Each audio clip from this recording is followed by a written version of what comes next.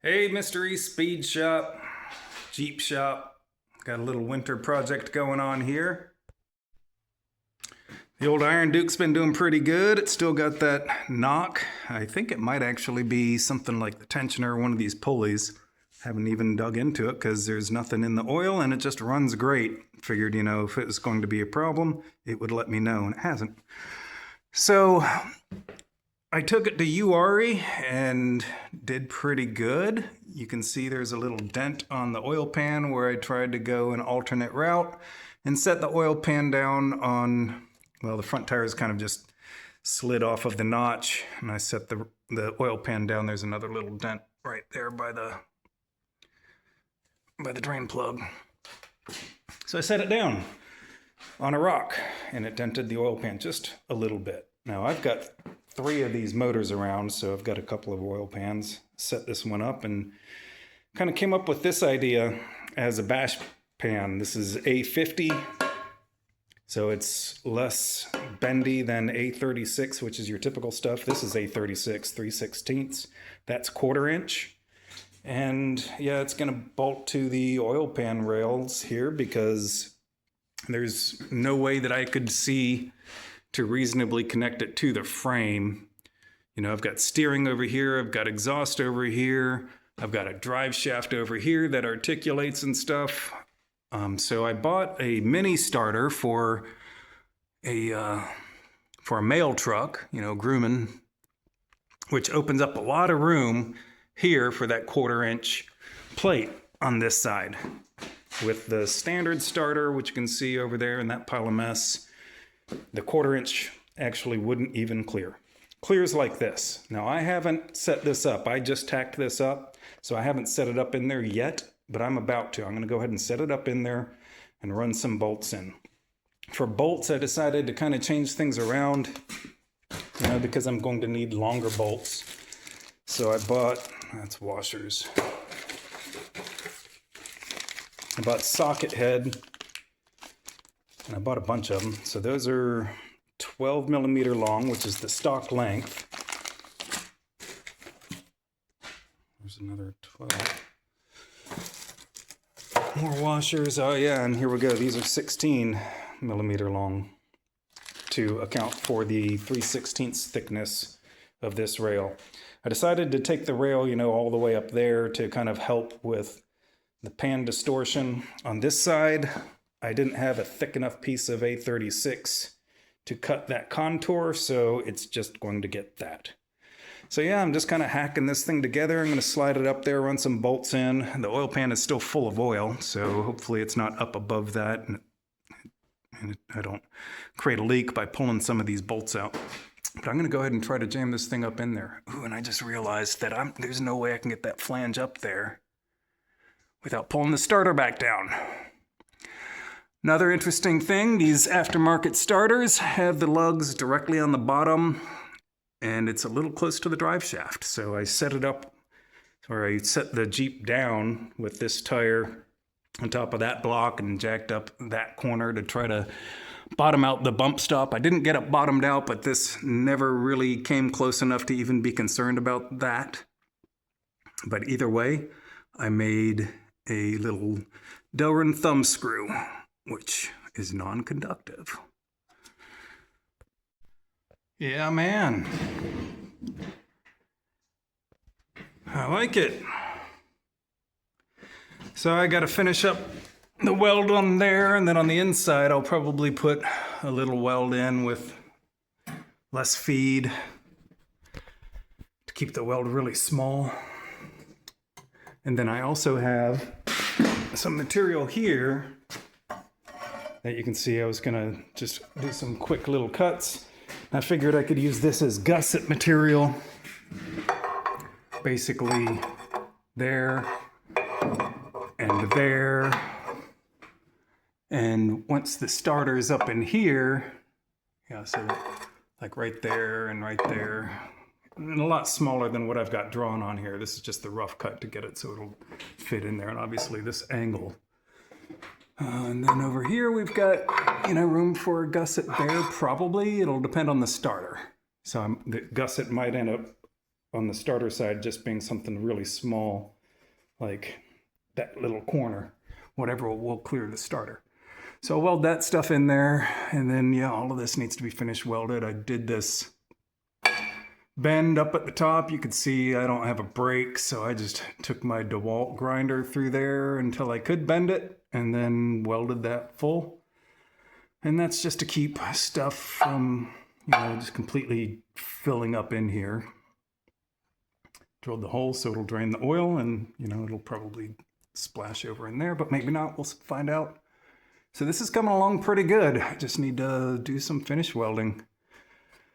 These welds I feel like I could do on the car, although I am not a fan of welding above my head at my age. I don't have the patience for it anymore.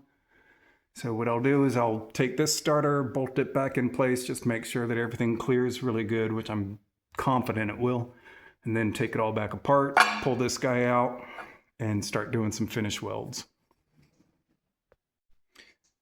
Yeah, man, that's gonna be strong like a bull. My thinking is, having these long verticals, if I do set it down on something really hard, there's a risk that those could bend or stress the weld down there. So those gussets obviously will take up a lot of that to where the stress point will be way down here instead of having that entire fulcrum against the weld. Tack welded those gussets on. Plenty of room over here. Over here it's tight, but look at that. Can you see the air gap? Let me get the light right. There's an air gap between the starter and that gusset, so I don't even have to clearance it. At this point, I can just continue on, finish welding, and then we're not going to get above freezing today, so I'll go ahead and spray paint it, but it's probably going to have to take like 3 weeks for that paint to dry. Well, I ran into an issue, which was exactly what I was afraid of. So I got my spreader in here, trying to make this thing to where it'll fit again. I guess when I went nuts on these welds in there was nothing holding it in place. So it just went. And it's close to fitting now. I just need to kind of keep going back and forth doing this until I can get it to sit down on the pan again. All right, the contraption appears to have worked.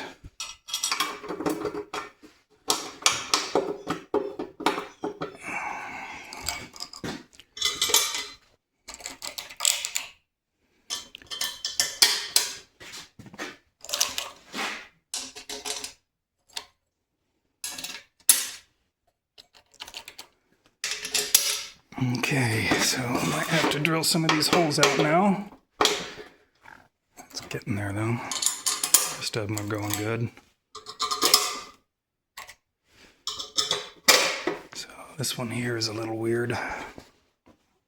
So I'll just drill that slightly oversized, like just barely. I think I drilled it to 1/4 inch. So I can just grab a bit that's bigger than that and put some paint on this thing and get it just done with. I'm going to skip the 17/64 and just move right up here to whatever that says. I'm not wearing my glasses. And it looks like 0:30 seconds to me. So let's do this 0:30 seconds. All right, I'm doing some final adjustments here on my flatness gauge. It's got just the slightest rock to it. I took the corner off of this edge and took the corner off of this edge. And now I'm marking it with Engineer's Blue. Just set that down there. And then scrubbing it on the table to find the high spots. It seems to be rocking kind of high spot here, high spot here. This side looks flat with my flatness gauge. Not this one, but my other one that I set somewhere. I guess for now we can use this one. And see, that looks pretty good. It does have a little bit of a high spot right here. So maybe I should take some off right here and then move back over there, because you can see right here where it took some of that ink off. But it's very close. It's a very slight rock. Probably plenty fine to use the way it is, but I just wanted to kind of get it nice and perfect. And then I'll flip it over and, oh, there's the, okay. Take this to the top side too, because these seem to be a little crooked based on how that pan I was using as a template wasn't perfectly flat, which is fine that the pan isn't perfectly flat, but whenever you run a bolt into a sheet metal pan, the bolt will kind of level it out, whereas with this, the bolt's going to have a high side.